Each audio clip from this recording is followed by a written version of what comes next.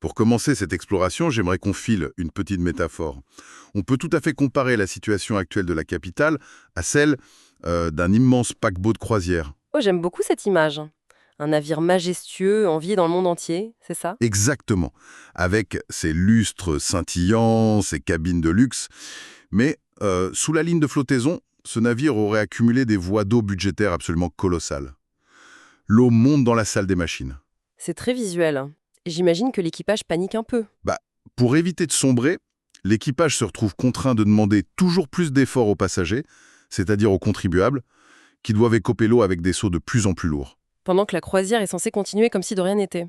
C'est une image particulièrement frappante. Oui, et elle illustre bien notre sujet. Absolument. Elle illustre parfaitement la mécanique d'une crise financière à l'échelle d'une métropole. L'effort demandé aux passagers devient une condition de survie pour la structure. Au risque de les épuiser totalement. C'est ça, et de les voir quitter le navire à la première escale. C'est un point de départ crucial, car tout projet municipal n'est qu'une promesse vide, sans un plan de financement rigoureux derrière. Et c'est exactement la mission de notre analyse d'aujourd'hui. Nous nous plongeons dans l'arène très complexe des élections municipales de Paris pour 2026. Un sujet passionnant pour tous ceux qui suivent la politique locale. Tout à fait. Et on va se concentrer sur une pile de documents sources officiels et plus particulièrement sur l'architecture financière détaillée dans le document nommé zmariani.pdf. Donc le programme de Thierry Mariani, soutenu par le Rassemblement national et l'UDR. C'est bien ça. Le but, c'est de décortiquer de manière purement pédagogique, objective et neutre sa vision pour les électeurs parisiens. Bon, décortiquons cela. Allons-y. Parce que, pour saisir la mécanique de ces solutions, il faut regarder ce fameux trou dans la coque. Les chiffres concernant la dette parisienne sont tout simplement vertigineux. Le mot est faible. On parle d'une dette qui est passée d'environ 1 milliard d'euros au début des années 2000 à une projection allant de 10 à 12 milliards d'euros pour l'horizon 2026. Ce qui est fascinant ici, c'est de regarder au-delà du chiffre brut pour comprendre son impact quotidien. Une dette de 10 milliards, ça ne flotte pas simplement dans les airs. Non, ça a un coût réel chaque année. Exactement. La conséquence directe, c'est le service de la dette. Le coût s'élève aujourd'hui à près de 540 millions d'euros par an, uniquement pour payer les intérêts et le remboursement du capital. Attendez, un demi-milliard d'euros qui sort chaque année des caisses de la ville. Oui, avant même d'avoir financé la moindre heure de crèche ou allumé le moindre réverbère. C'est de l'argent englouti par le passé en quelque sorte. C'est exactement ça. Et face à ce trou béant, le levier d'urgence actionné récemment, c'est la fiscalité locale. La taxe foncière a subi une hausse historique de 52% en 2023. 52%, c'est énorme pour les propriétaires parisiens. C'est brutal. D'ailleurs, le diagnostic d'un risque de faillite et de ce qu'ils appellent un matraquage fiscal est partagé par de nombreux candidats de tous bords. Oui, des sources mentionnent Pierre-Yves Bournazel ou Sarah Knafo qui font le même constat. Tout à fait. Mais là où la stratégie de Thierry Mariani marque une rupture radicale, c'est dans la réponse apportée. Son objectif chiffré est de ramener cette dette à 7 milliards d'euros d'ici 2033. D'accord. Et ce, tout en gelant les impôts locaux. Attendez, mathématiquement parlant, ça semble presque paradoxal, non? C'est l'objection évidente, oui. Bah oui, si l'on gèle ou qu'on baisse les impôts tout en remboursant massivement une dette historique, où trouve-t-on l'argent pour faire tourner une ville de 2 millions d'habitants? C'est là toute la mécanique de sa gestion, ce qu'il appelle une gestion de rupture. Pour dégager des marges colossales dès la première année, il refuse toute hausse d'impôts sur les ménages ou les entreprises. Et j'ai même lu qu'il promet de restituer de l'argent. Absolument. 310 millions d'euros par an restitués aux Parisiens en réduisant spécifiquement la taxe foncière. Donc, on ampute le budget de la ville de 310 millions de recettes. D'où vient cet argent alors? Le premier levier, et c'est la clé de voûte financière de son projet, c'est la suppression intégrale de tous les budgets liés à l'immigration. Intégrale. C'est-à-dire? Par exemple, la fermeture immédiate de la maison des réfugiés. Mais il cible surtout la fin des avances de frais faites par la ville à l'État. Ah, parce que la ville pallie parfois les carences de l'État sur l'hébergement d'urgence. Exactement.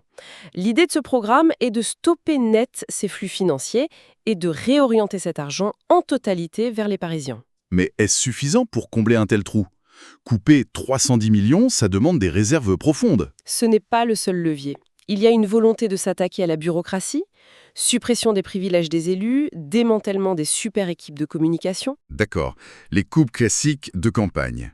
Oui, mais il y a un point très technique concernant la TOM. La taxe d'enlèvement des ordures ménagères. C'est ça. Actuellement, selon son équipe, cette taxe génère des excédents qui seraient détournés pour combler d'autres trous du budget général. Et il veut arrêter ça? Oui, pour récupérer environ 60 millions d'euros par an, fléchés strictement vers la propreté. Et on ajoute à cela un moratoire immédiat sur les grands travaux non essentiels. Ce qui gèle instantanément des milliards de dépenses d'investissement. C'est là que ça devient vraiment intéressant. Je vous écoute. Parce que promettre de couper dans les dépenses inutiles, honnêtement, c'est la promesse numéro 1 de n'importe quel candidat. C'est pas faux. Comment s'assurer que ces coupes seront réellement effectives?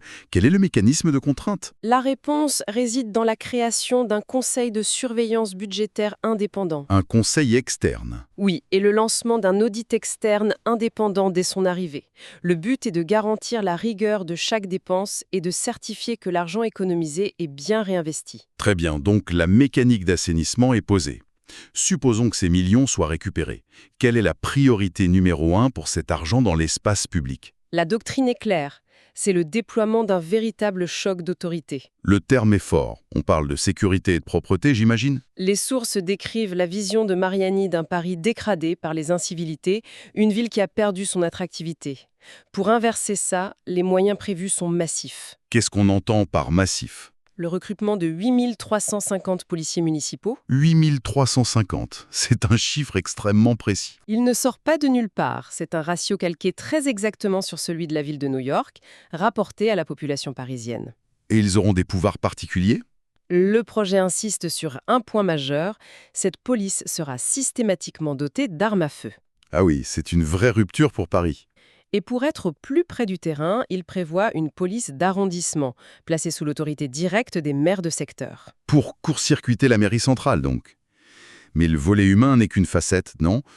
Les documents sources parlent beaucoup de technologie. En effet, on parle de l'installation de 15 000 caméras de vidéosurveillance. 15 000! Oui, et le détail qui frappe, c'est la volonté d'étendre ce réseau jusque dans les parties communes des logements sociaux pour éradiquer les points de deal. C'est colossal comme dispositif. À cela s'ajoute l'utilisation de drones par la police municipale et le recours à l'intelligence artificielle pour analyser les flux d'images. Et pour la propreté, c'est souvent lié dans ce genre de doctrine sécuritaire. Tolérance zéro, nettoyage des tags sous 24 heures garanties et les amendes pour incivilité portées à 3 750 €. 3 750 € l'amende, c'est dissuasif. Mais arrêtons-nous une seconde sur cet aspect technologique, parce qu'il y a un contraste assez frappant. Quel contraste! Eh bien, on a un candidat qui se pose en défenseur de l'héritage historique, des traditions, et pourtant il propose un arsenal digne d'un film de science-fiction. IA, drone, c'est un sacré paradoxe. C'est une excellente remarque. Si l'on relie cela à la situation globale de son programme, la technologie est utilisée strictement sous un angle répressif et de restauration de l'ordre. Donc pas pour la modernité en soi. Non, ça contraste totalement avec son rejet des technologies gadgets dans la communication politique. L'IA pour la sécurité, oui, mais pas pour faire de faux clips de campagne. Je vois. La sécurité et la propreté sont les fondations. Mais comment ce programme modifie-t-il la vie quotidienne, le social, l'éducation? La philosophie sociale propose aussi des changements radicaux. La clé de voûte, c'est l'introduction du principe de priorité ou préférence nationale. À l'échelle locale. Pourquoi faire exactement? Pour l'accès aux logements sociaux et aux crèches. Attendez, les règles d'attribution sont régies par la loi nationale. L'égalité de traitement est dans le droit français. C'est pour ça que le projet précise que cette mesure sera appliquée, je cite, « dès que la loi le permettra ». Ah, d'accord. C'est un acte de pression politique sur l'État, en fait. Exactement. C'est une rupture philosophique avec le modèle universaliste parisien. Et concernant la jeunesse, les étudiants souffrent beaucoup du coût de la vie à Paris. Le programme innove avec un parcours civique pour les jeunes. L'idée, c'est de leur offrir des missions rémunérées au SMIC, comme du soutien scolaire ou l'aide aux seniors. C'est intéressant comme approche. Et il y a aussi un grand plan de colocation intergénérationnelle. Des formules loyer ou solidarité, où l'étudiant donne de son temps aux seniors en échange d'un logement gratuit ou peu cher. C'est très pragmatique. Glissons vers l'école et la famille. Les détails des sources sont très spécifiques là-dessus. Oh, que oui! Le plan s'appelle « De l'étoile à l'école ». Il propose de confier les menus des cantines à un chef étoilé, Carrément. avec 5% de produits français. Mais surtout, le projet acte la suppression des menus végétariens imposés et garantit le retour des protéines animales de qualité. C'est un véritable marqueur politique contre l'écologie punitive, j'imagine. C'est assumé comme tel.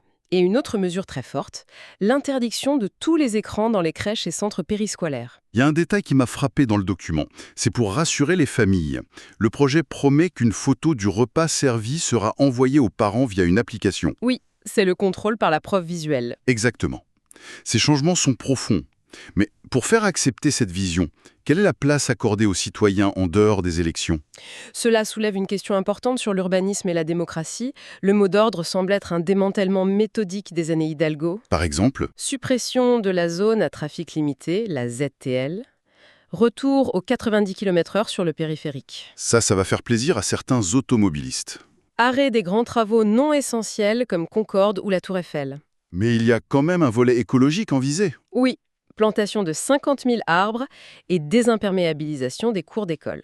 Et un point fort, la protection du parc des Princes pour qu'il ne soit pas vendu à des investisseurs étrangers. D'accord. Mais face aux oppositions probables, comment compte-t-il imposer ses choix?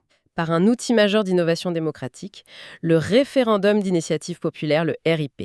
Et comment ça se déclenche? Dès que 5% du corps électoral, soit environ 70 000 personnes, en fait la demande. 70 000 signatures à Paris, c'est très atteignable pour une opposition organisée. Alors, qu'est-ce que tout cela signifie au fond? Y est directement sur la base électorale. Une forme de démocratie directe pour débloquer les situations. Voilà. D'ailleurs, il prévoit un référendum dès 2026 pour stopper les projets d'aménagement en cours. Il y a une vraie volonté de décentralisation, redonner du pouvoir aux maires d'arrondissement pour la police et aux conseils de quartier élus tous les 3 ans. Si l'on doit synthétiser l'essence de ce programme, on est face à un projet qui se veut être un véritable choc de gestion et d'autorité. C'est le résumé parfait. Il repose sur l'arrêt des dépenses liées à l'immigration pour financer une baisse des impôts et un déploiement massif de forces de l'ordre, tout en appliquant la préférence nationale au niveau local. Exactement. Et il est bon de rappeler, pour ceux qui nous écoutent, que cette analyse a pour but de fournir des clés de lecture objectives de ce projet politique face aux défis financiers, sans aucune prise de position partisane, de notre part. Tout à fait. On expose simplement les faits issus des documents. Et d'ailleurs, pour clôturer cette analyse, il y a un détail fascinant dans les sources que nous n'avons pas encore abordées. Lequel? Dans sa volonté de transparence, Thierry Mariani propose de confier le contrôle externe de la bonne gestion de la ville, non pas seulement à des instances publiques, mais à une association de défense des contribuables. Oh waouh! Un syndicat de citoyens qui vérifie les livres de compte de la mairie? Exactement. Je vous invite tous à méditer là-dessus. Que se passerait-il si la comptabilité d'une des plus grandes métropoles d'Europe était contrôlée directement par des citoyens veillant sur leurs propres impôts? C'est un véritable changement de paradigme démocratique, c'est certain. De quoi alimenter bien des réflexions pour cette élection. Merci à tous de nous avoir suivis pour cette exploration approfondie et à très vite.